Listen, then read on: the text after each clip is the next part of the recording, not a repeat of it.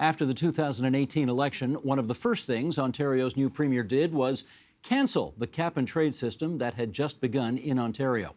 Fast forward to 2022, and the conversation is all about electric vehicles, the green economy, and highways?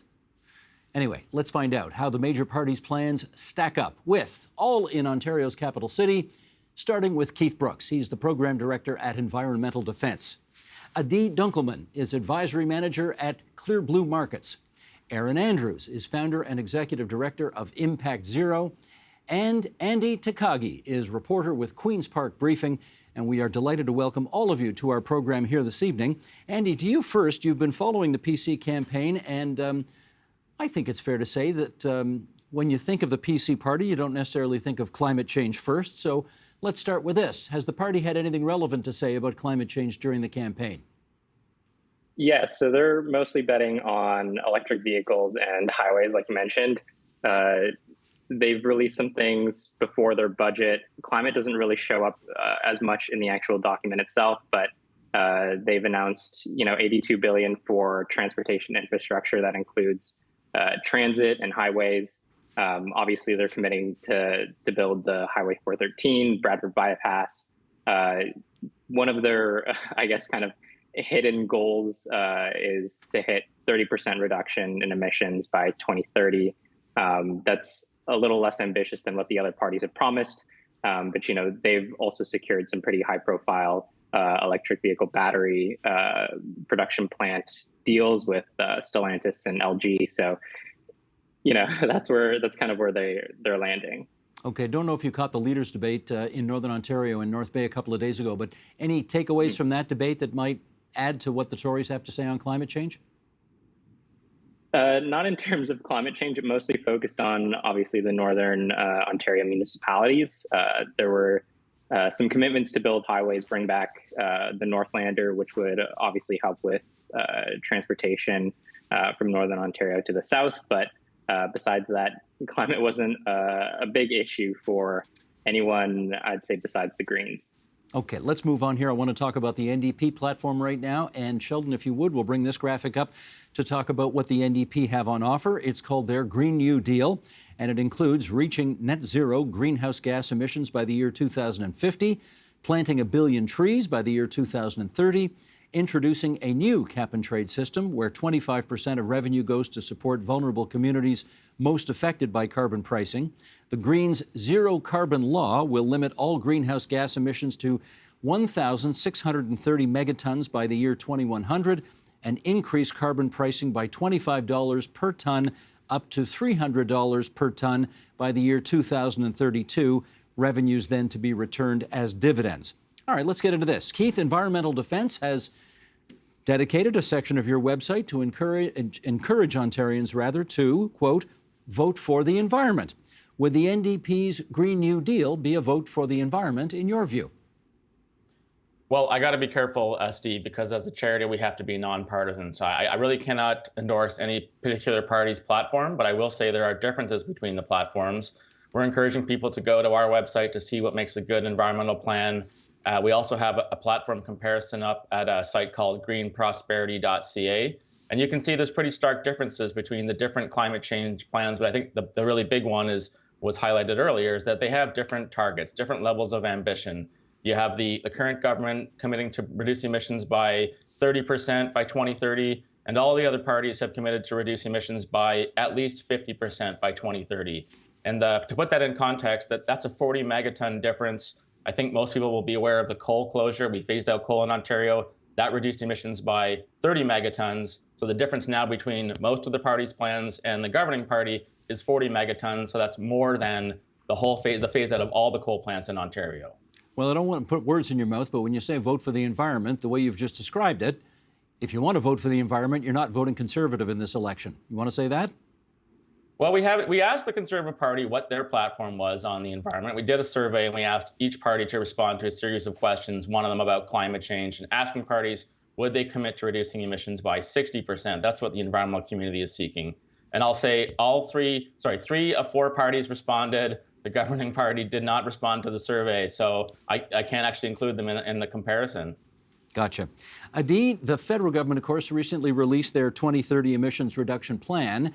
And I guess some people are going to wonder whether, I mean, pollution doesn't respect provincial boundaries, obviously. So how important do you think provinces are to the actual outcome of trying to get to the reductions we're looking at by the year 2030? It's critical. All the provinces have to play a role, especially Ontario, its size and being a significant emitter. There needs to be collaboration and some sort of alignment between governments across parties to ensure the implementation of these strategies, the deployment of the dollars, and also to encourage certainty for the industry, for individuals trying to make those investments and change. So there needs to be a lot of alignment across the different levels of government. Do you see that in the NDP's Green New Deal? Yeah, I think that there is some alignment in terms of, the electric vehicle mandates and looking at carbon pricing in a serious way. They are proposing a cap and trade system, which would take us back to what the Liberals had before the previous election.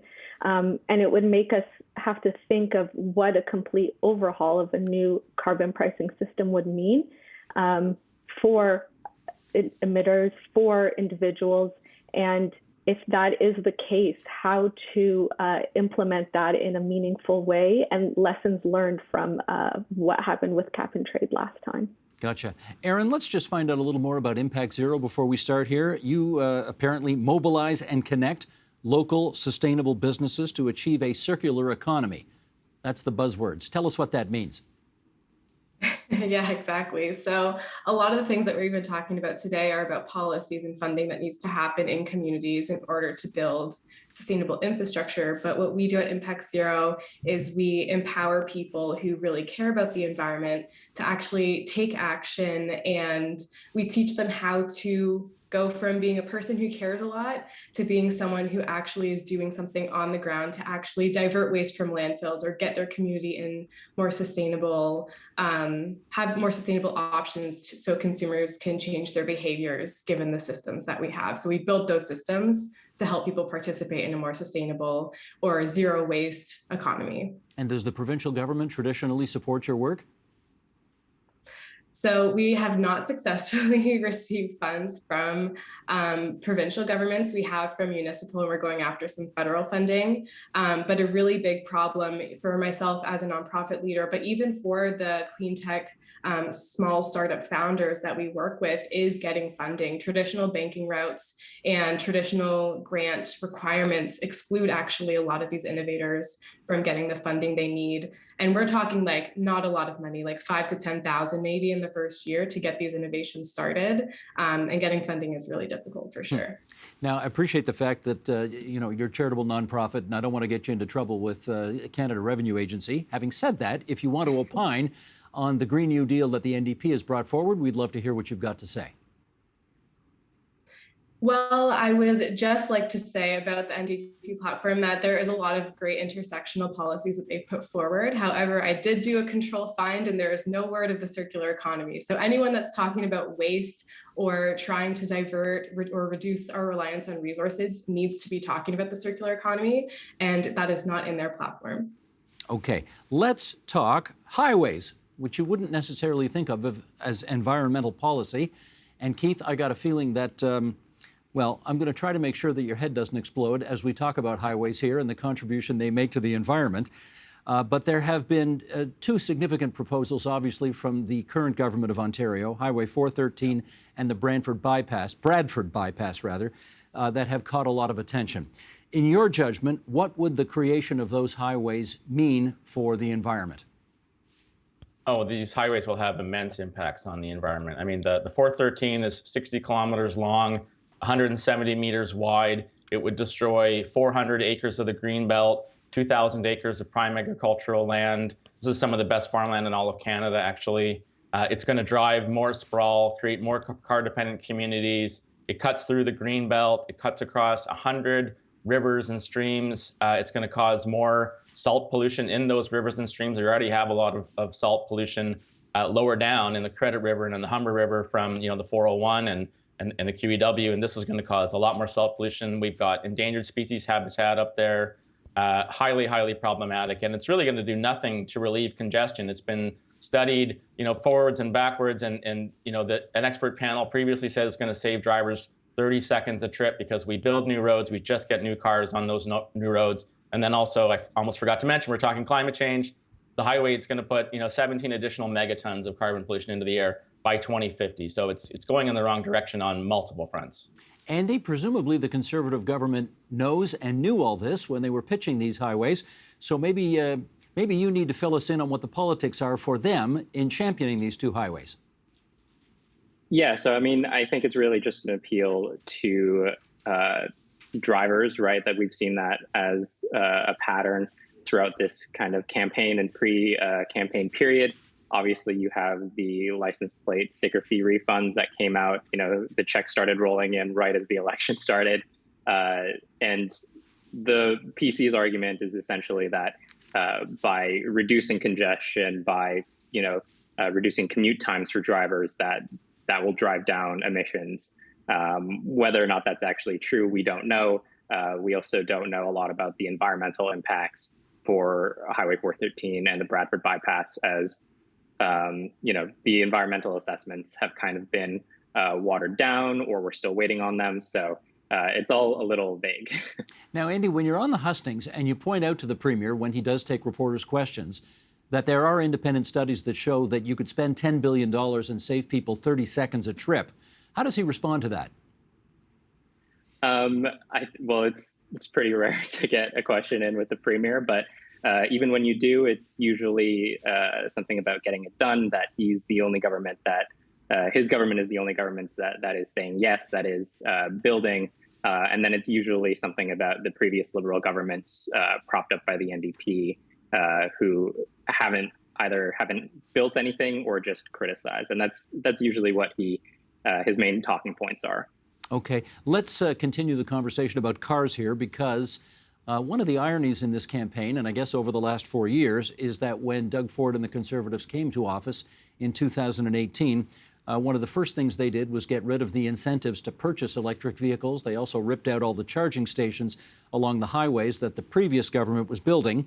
And then somewhere along the way, they got religion, because they are offering massive subsidies now for electric vehicle production and batteries for EVs.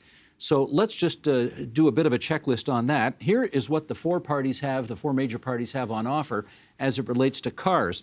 The PCs, $5 billion in investments to build electric vehicle battery plant in Windsor, Ontario, a multi-billion-dollar investment in General Motors and Honda for their plants to build EVs. Still no rebates, though. If you want to buy a car, an electric vehicle, no rebates as an incentive to do that. The New Democrats are offering a $600 incentive for households to install charging stations at their homes, and they are offering an incentive to purchase an electric vehicle, $10,000, luxury vehicles excluded. The Liberal Party, $8,000 incentives for buying or leasing a new electric vehicle, a provincial subsidy program to cover 30% of the cost of public electric charging stations. And the Greens, of course, are all over this. They've got a Made in Ontario EV supply chain strategy, as they call it, $10,000 provincial rebates for fully electric vehicles. And if you're a cyclist, $1,000 for an e-bike. And then an Indigenous-led mining process is also part of the Green platform on this. Okay, let's get some feedback on this. Aaron, your thoughts? To be completely honest, I care less about EVs and I care more about public transportation. EVs are definitely critical, I think, in more rural areas. It's really important to talk about how car transportation can change.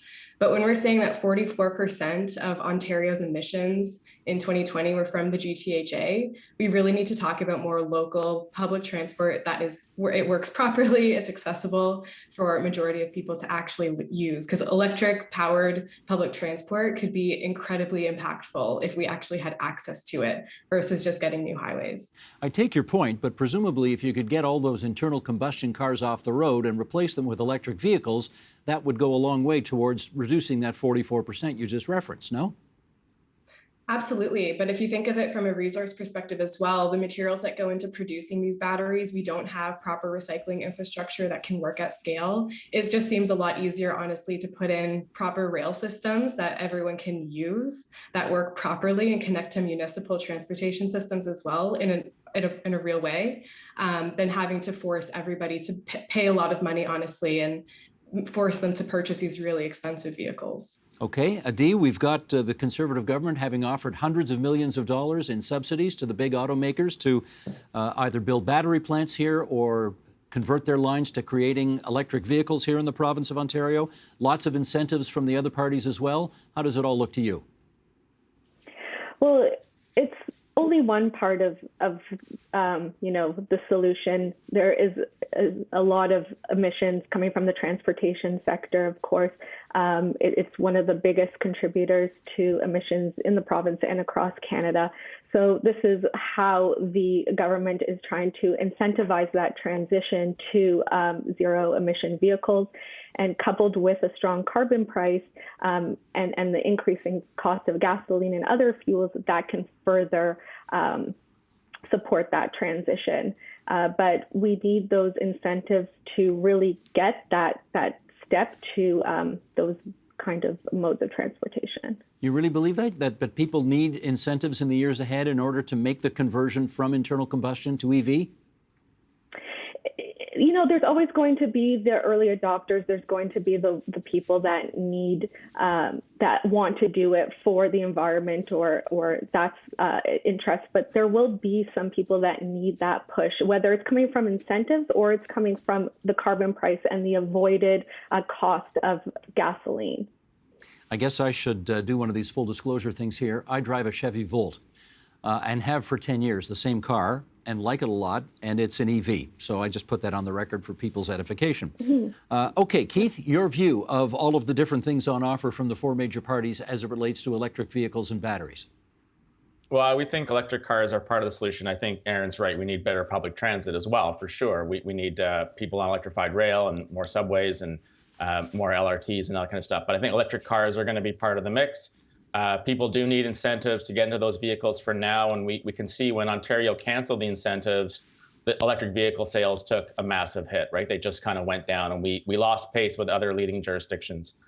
In addition to incentives, though, we also need what's called a zero emissions vehicle mandate or standard that requires that automakers sell a rising share of electric cars. And this is one thing that the federal government has promised, and some of the provincial parties are promising as well, although the PCs have not promised this. And the problem is, so now we're committed to building electric cars here in Ontario. That's a good thing. But if we don't require that automakers sell those cars here, they're going to be very hard to get. And Ontarians won't be able to buy EVs that are being manufactured in this province. Keith, let me follow up with you on that, because I think I read something the other day about the fact that the state of California has passed just such a regulation, which says that they're not going to be able to sell internal combustion cars in the state of California anymore, starting, I think, in about 15 years, something like that. Is that the kind of thing you want to see in the province of Ontario? Yes, I mean, some states are banning sales of cars, of internal combustion engines. The federal government has said they would ban them by 2035, and some of the provincial parties have echoed that as well. And what you want to do, though, is get, like we want to have a rising share of EVs sold each year, getting up to 100%, just like we have carbon targets kind of getting us down to net zero.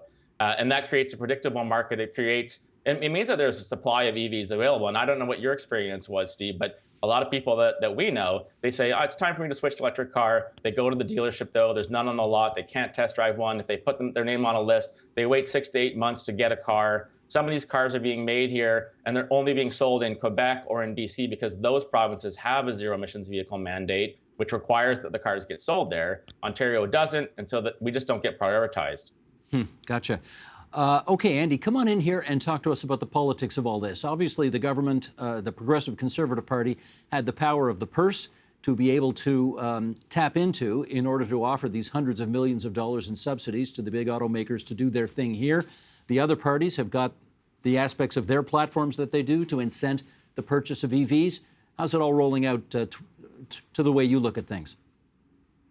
Yeah, so I mean, aside from the power of the purse, the province also has, or the Ford government also has the power of, official government announcements. They've been rolling out just kind of pre-election campaign announcements since February, essentially. And that's kind of helped their platform roll out, right? Especially before the budget came out, which they delayed until April, which was originally set for March. So, I think it's really tough. The Greens are ahead of the pack in terms of promises, right? They have probably the most ambitious plan, but they have the slimmest chance of forming government from one seat. The NDP and the Liberals obviously are in a tighter race. I'd say obviously the NDP are a little bit more gung-ho with their policies, but they're not too far removed from where the Liberals are at. So, in the next coming days, we'll probably see, or in the coming weeks along the campaign trail, we'll probably see one party steamroll ahead, and that will be the competitor to Doug Ford's BCs. Okay. Keith, let me do one more follow-up with you on this, and that is last Sunday I watched Dianne Saxe, the deputy leader of the Green Party, knock on doors in downtown Toronto in the riding that she is seeking to be elected in, University Rosedale. And one of the things that she told me was, I know everybody thinks EVs are the big salvation for pollution in our province, but she said if you just take all the cars with internal combustion engines off the road and replace them with electric vehicles, you've still got too many cars on the road, and you've still got issues of sprawl and needing to build more highways and so on. I guess a two-part question. Number one, is she right about that? Number two, if she is, what do we do about it? She is right about that. I mean, we have an issue with congestion for sure, right? People are getting stuck in traffic, and that's why the government's promising to build these new highways. So I need to repeat that we know the highways are not going to relieve congestion. The way to relieve congestion is by building more transit, like Aaron was speaking to, right? We need to expand the GO network. We need to expand regional transit in areas. We need to get that intercity transit going. We're talking maybe now about high-speed rail here in Ontario too. I mean, we've been behind on building transit. We've got an infrastructure deficit. It's hundreds of billions of dollars because transit's been so politicized. It's expensive to build. It takes a long time to build. Every government that comes to power has their own transit plan. And then there's jurisdictional battles between municipalities and the provinces, and they're asking for, anyway, it's super complex. But we need to build transit as part of the answer. And we want to build also, it's how we build communities, right? People need to be in densities that support transit. There's enough people living close by that we can justify building a GO station there, or a subway station, or an LRT station. And people want to live in walkable neighborhoods where they have a choice to get around. And that's one of the problems with the mode of development being offered in Ontario, is that it is more highways, it's more sprawl, it's more car dependency. It's going to put more cars on the road, do nothing to alleviate congestion. Okay. In our remaining 7 or 8 minutes here, let's talk about creating jobs and regulating industries. And Aaron, I'll get you in here first. We're seeing some awfully big numbers tossed around in this campaign, and I want to get your view on that. Because the Green Party, for example, is pledging $1.7 billion over 4 years to cover 1 year of college and paid apprenticeships for 60,000 students entering the so-called green workforce. The New Democrats are talking about creating 1 million jobs and by transitioning to a green economy. I guess I need to know off the top here, do you think these kinds of promises with such big numbers are realistic? Honestly, as much as I'd like to believe that all of that would happen, another piece of the puzzle is not really being addressed, which is investing in the clean innovation to create all of these green businesses that people can eventually work for. Another consideration is there's a lot of really great investment happening in youth jobs, which I completely support. But I'm even in the process. I also am a consultant at SCB Consulting, and we're trying to hire new immigrants as employees, and we're having a hard time getting funding for them, people who are transitioning into the green space or have experience. So I think the funding is good, and if they want to throw big numbers on it, that's fine. But they also need to think about how we're going to support the innovation to create the actual jobs that these people can then work for in the long term. Okay, if you're talking about investing in clean innovation, that's going to take me to a D next, because your company, Clear Blue Markets, specializes in carbon pricing and offsets. And I think we need to understand just off the top, give us an idea of how a so-called output-based system works. Yeah.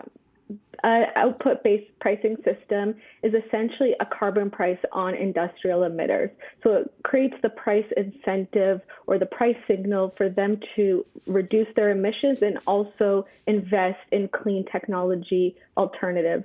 So essentially it puts a emission intensity benchmark that the facility would need to meet, or if they exceed it, they have to pay for each ton of CO2 in excess of that benchmark, and it provides the incentive to reduce their emission intensity. So how much do they emit per their unit of product underneath that benchmark, so that they can generate credits that they can then sell to other regulated emitters. So it's putting that price signal and incentive to make that transition. So you're trying to create a market, essentially. Yeah, it's a market-based system, and it's set to protect the competitiveness of these industries, understanding that we still need the cement and steel for our economy, but trying to encourage them to produce those products in an energy-efficient way. Okay, so if it's a market-based system, it sounds like a very capitalist thing to do. Is that fair to say? Yeah, yes. So you'd think if you were a conservative, you'd be into this? Absolutely. It is by nature a conservative approach to addressing, climate change and emission reduction. So it provides that flexibility and having the market to set the price and reduce emissions in a cost-effective manner. Carbon pricing is one of the most effective tools to achieve emission reductions in an efficient way, and it's used globally to incentivize that transition. In which case, I'm really trying hard not to lead the witness here, but if it's a capitalistic idea, market-based, that conservatives ought to like, how much support have you seen in the current government of Ontario for this idea? So Ontario, we do have a provincial industrial emitter program called the Emission Performance Standard, but that has been largely driven by the federal government's requirement for all the provinces to have their own carbon pricing system. So while we do have it, and it is meeting that federal requirement in terms of stringency and pricing, and it will be revised after the election if the Conservatives are victorious, then they'll have that system in place, and that will regulate industrial emissions in the province. But we have to think that can that program stand on its own if the federal government was not mandating that requirement? If there's a change at the federal level, will we still see this program in Ontario from the Conservative Party? Okay. Andy, just in our remaining moments here, you've been covering this campaign. What have you not seen that you think is missing from any of the parties as it relates to campaigning on the environment? Obviously the Green Party, it's in their name. They have been pushing on climate change. It's one of their key platforms. Dianne Saxe, who's the deputy leader, is also the former environmental commissioner, whose position was axed under the Ford government. So, there's a lot of emphasis there on climate change policy. I think the NDP and the Liberals have been trying to focus on competing policies that push back against Doug Ford's rhetoric of getting it done, quote unquote, right? They want to appeal to the unions, to people who want jobs to come back to the province, who want ease of transportation. They're not pushing climate change, especially as a key point or a buzzword, right? They're looking for creating jobs, building infrastructure. Those are the kinds of things that the NDP and Liberals have been focusing on. And I think that's in part to combat the rhetoric of the PCs.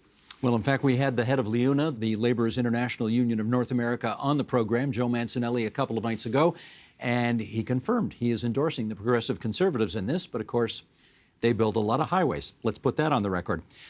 Okay, in our remaining couple of minutes here, let me get from the remaining three of you. I know you have wish lists that are probably in the range of hundreds, if not thousands of items long. I want one. What's at the top of the wish list? Erin, start us off. I would say funding to support individuals who want to create solutions on the ground. That's my thing. If you had one thing, that would be what you would wish for. Honestly, yeah, because it's very impactful from a dollars perspective. Investing 5,000 in a startup, we had one of our accelerator participants who she got $700 in funding, and she's diverted 180,000 black plastic containers from landfill, and that's very high ROI in my opinion. Is in community investment for sure. Huh, fabulous. Okay. Adi, how about you? On our wish list, it would be a strong carbon pricing program and market and regulatory certainty. So understanding what we are facing as businesses, as individuals, and allowing that transition to occur and those investment dollars coming in so that we can make those changes. So a strong carbon price and market certainty. Which party do you think you could get that from as people consider who to vote for on the 2nd? I think it can come from, well, the Liberals and the Greens are proposing to keep the programs that we have now and tweak them to be more stringent and have that strong incentive in pricing. NDP, it would be a little bit of challenge to stomach another overhaul, but if it's what we can have a orderly transition to a cap and trade system, that's what we had with the Liberal parties. It could be beneficial as long as then we have that certainty going forward. But if we want to have businesses make those investments to clean technologies, we need that certainty. Keith Brooks, last word to you.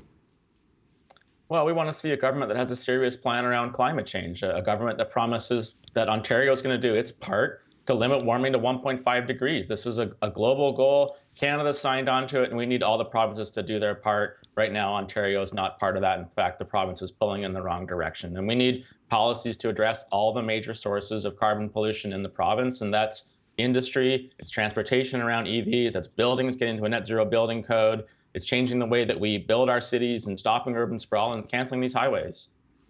I want to thank Keith Brooks from Environmental Defence, Adi Dunkelman from Clear Blue Markets, Andy Takagi from Queen's Park Briefing, and Aaron Andrews from Impact Zero for joining us here on TVO tonight. Many thanks for sharing your views. Thank you. Thanks, Steve. Thank you. The Agenda with Steve Paikin is made possible through generous philanthropic contributions from viewers like you. Thank you for supporting TVO's journalism.